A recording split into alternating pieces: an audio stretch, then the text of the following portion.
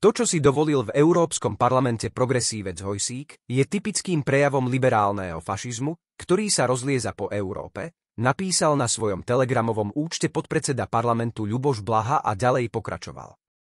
Asi ani neviete, kto je to Hojsík. Má to viac vlasov, inak na nerozoznanie od Šimečku. Europoslanec. Rovnako fanatický, rovnako arogantný. V Európskom parlamente vyhlásil, že Slovensko je autokracia, pretože voľby vyhral Robert Fico. Vraj s pomocou ruskej propagandy a pomýlených dezinformátorov. A vraj Európska únia musí pritvrdiť voči takým autokratom, ako sú Viktor Orbán a Robert Fico. Takto sa progresívci pozerajú na demokraciu.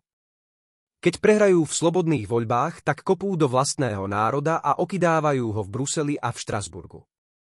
Čo si to vôbec Hojsík dovoľuje? Na Slovensku rozhodli voliči. V čom je to autokracia? V čom je to nedemokratické? Zbláznil sa. Je normálne, aby slovenský europoslanec vrieskal, že 100 000 Slovákov, čo volili Smer, sú ruskí propagandisti a dezinformátori. Veď on uráža vlastných spoluobčanov. Je normálne, aby progresívci takto v zahraničí kopali do Slovenska. To isté robil Šimečka ako podpredseda Európskeho parlamentu, to isté robia všetci. Nenávidia Slovensko. Ak niekto nevie rešpektovať výsledky volieb a využíva zahraničné mocnosti, aby ich huckal proti vlastnému národu, a to v mene svojej fanatickej ideológie, volá sa to fašizmus. A ľudia po celej Európe už majú tohto extrémneho progresivizmu, ktorý je na nerozoznanie od fašizmu plné zuby. Majú plné zuby multikultúrnych experimentov, transsexuálnych hovatín, aj zbrojenia a chorobnej nenávisti voči ruskému národu. Preto sa už aj v najliberálnejších štátoch Európskej únie ľudia búria.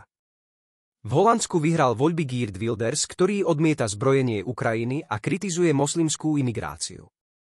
Európa je v šoku. V neoliberálnom Ekonomiste píšu o tom, že Wilders bude ako Orbán, no katastrofa. Čo si počneme bez vojny a migrácie? Európa potrebuje zjednotiť proti progresivizmu.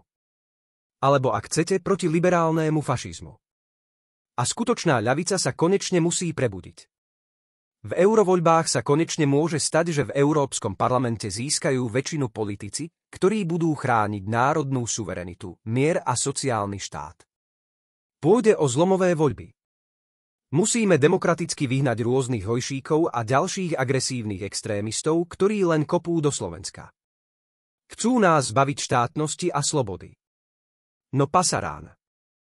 Ja do toho idem s heslom sama chalúbku, radšej nebyť ako byť otrokom.